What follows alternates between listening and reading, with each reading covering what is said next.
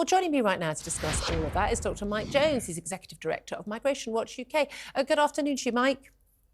Afternoon, Julia. Thank you very much indeed for joining us. Well, there's two separate stories there, the illegal migrants and the legal migrants. Let's start with the channel boat people, what many of us regard as illegal migrants.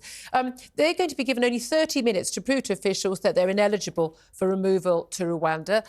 Staff are going to be trained up to make rapid decisions to determine on their arrival if they meet the 4 criteria that would enable them to be able to be deported. These will mean that they have entered the UK without permission. So if you arrive on a dinghy without, passport, yes, you've arrived without permission. You have to arrive after July the 20th this year, because that's when the law came into effect. You haven't come from a country where you had a fear of your life and liberty. So if you arrived from France, you didn't fear that. And they must not have leave to remain in the UK, which these people will not. So those people are basically going to be told, you've got 30 minutes, prove you've got a case, otherwise you're going to be gone. If they think they've got a case, then they've got 8 weeks, we understand. So apologies, I think 8 days. 8 days, yes, to actually provide paperwork. Is that reasonable? Is that fair? Yes, absolutely. As you say, there are 4 simple tests. You know, where are you from? Are you from an unsafe country or a safe third country like France?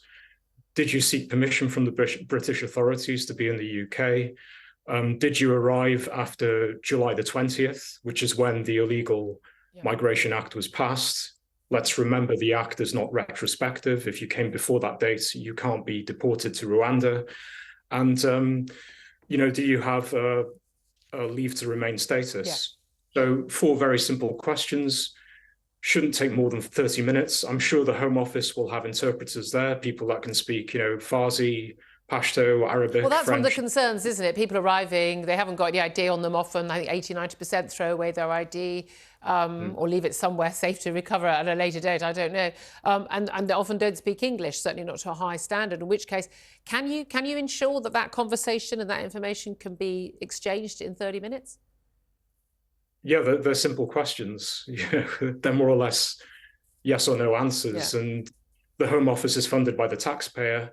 I know the Home Office is quite dysfunctional, and I've been very critical of the Home Office in the past, but it's you know, not beyond their capabilities to employ interpreters and people to assist. We shouldn't have an entire migration policy based on a totally incompetent civil service in the Home Office. I mean, maybe if some of them actually turned up to work, that might help the whole procedure to go a bit more smoothly. I mean, I'm old-fashioned. I'm old-fashioned. If you're in the office, you can do the job. That might actually work better.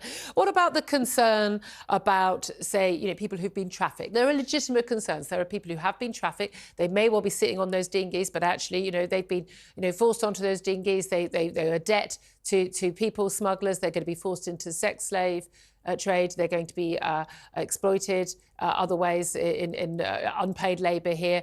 What do we do about those people? Well, during the interview, the asylum seekers will be asked, will being deported to Rwanda cause serious and irreversible harm?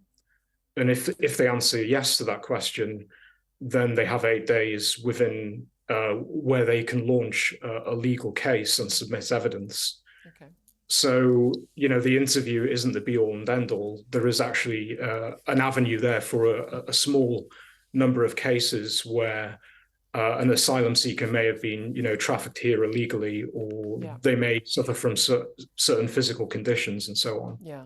I mean, a lot of people will be concerned that we're not dealing with this issue enough, but some people say we need to have safeguards for the people who need them. Won't a lot of people just simply say, yeah, I've been trafficked? I mean, that's the thing, isn't it? It's much easier just to... You can say that, and then you get a bit more time, and you've got a good chance of not getting deported. In fact, you've got a pretty good chance of not getting deported anyway. We're only looking at, what, 4,000 people max getting deported if we ever see a single deportation. I think a lot of people will still play those odds, wouldn't they?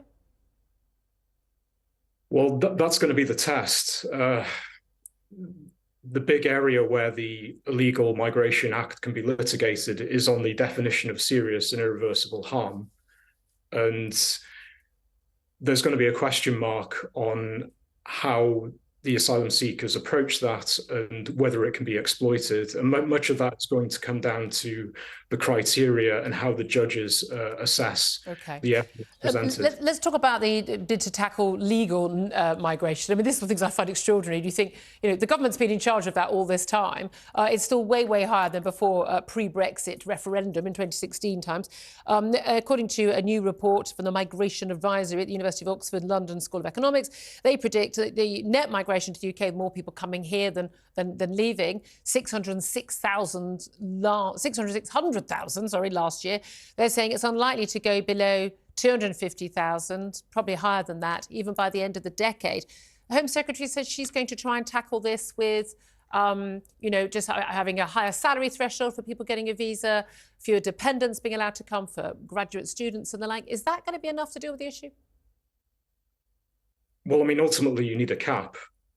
The Australian points-based system works on that principle, and without the cap, standards will be debased, and ultimately you're going to have this process of the Home Office keeping the pedal to the metal on mass migration. And it's not just salary thresholds that have been debased, it's also the skills requirements. Yeah, because actually a lot of them are pretty low, the skill requirement, aren't they? Mike, we'll have to leave it there. It's Mike Jones, Executive Director at Migration Watch UK.